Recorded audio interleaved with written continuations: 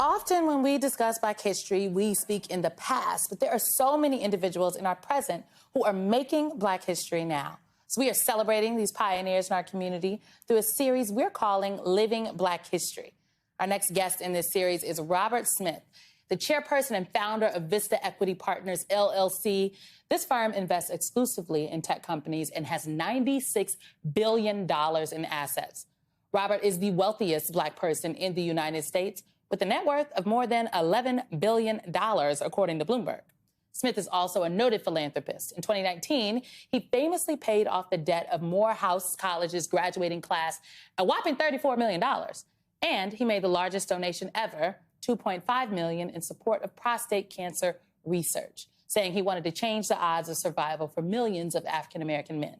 Smith recently teamed up with Goalsetter, a digital money management company aimed at providing Black and Latino youth with the financial tools they need to attain generational wealth. Here's what Robert Smith told me when I asked how his success sets an example for the next generation.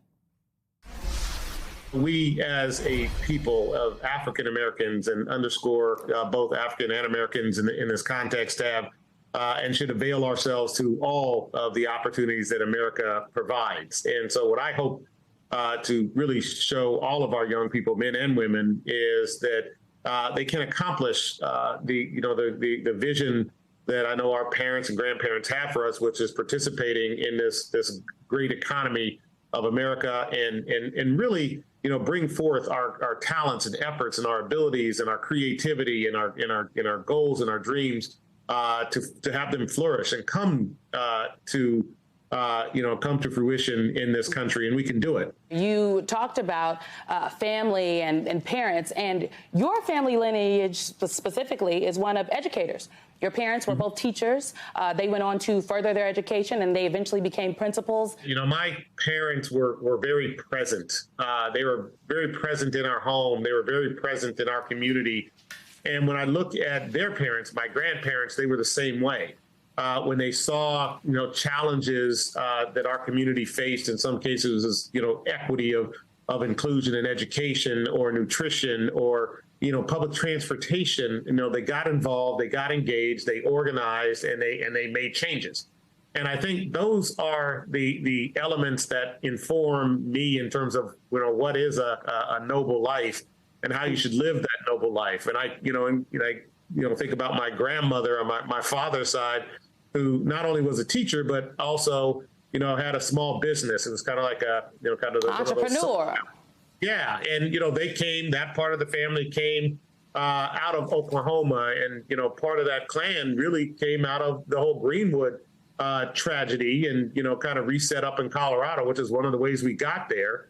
And many of them had businesses and pool halls and hardware stores in those communities. And yet wherever we were and set up, they realized they had to build infrastructure to support not only the economic and social development, but create a nurturing environment for their children, our children. And I like to say they created these beloved communities that really nurtured people like myself and my family to help us understand the importance of giving and being a part of the community in every way that you can.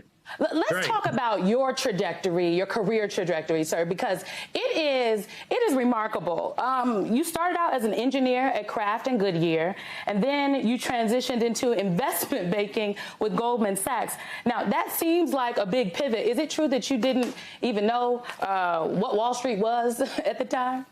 Yeah, when I was an engineer, I thought there was no greater pursuit in life than to be an engineer and a developer and an inventor and, creating something on this planet that no one else had ever created or thought of or in the history of mankind. And, earning patents and trade secrets was part of an expression of that. And then while I was in business school, one of my good friends, John Utendahl, a good friend now, at the time he was a keynote speaker, he introduced me to a bunch of African-American investment bankers, people like, Ray McGuire and Stan O'Neill. And these sort of people really helped me understand what Wall Street was all about. It's mentorship, it is sponsorship, but it is also relationship. I wouldn't have met these people and known who they were unless I saw them in a Black Enterprise magazine. I said, well, who are these people and what do they do? And as I read more about it, it was quite intriguing. And so it's important that the media present African Americans in a light, importantly, as to who we are, which are creative, brilliant, smart thinkers and capable of doing so many things when given the opportunity. How do you propose to increase Black Americans' participation and, frankly, our representation in financial markets? Because it can and does make a difference. It's critical on so many areas. And the first, when you think about the global asset management business that I am in, they have a total asset base of about 126 trillion with a T dollars, which is basically 5 times the gross domestic product of the U.S. And only 1.4% of those assets are managed by diverse-owned firms. So we have to start insisting on more parity of where that capital is managed by the people who are actually making the contributions of the capital. So that's kind of point one. The second thing, we have to ensure that when we manage this capital, we drive, systems for inclusion. Mr. Smith, you are not only making Black history, I would like to say you are living Black history, sir. I talk a lot about substantive representation, and you are substantive representation. Thank you so much. Thank you, sir. Pleasure.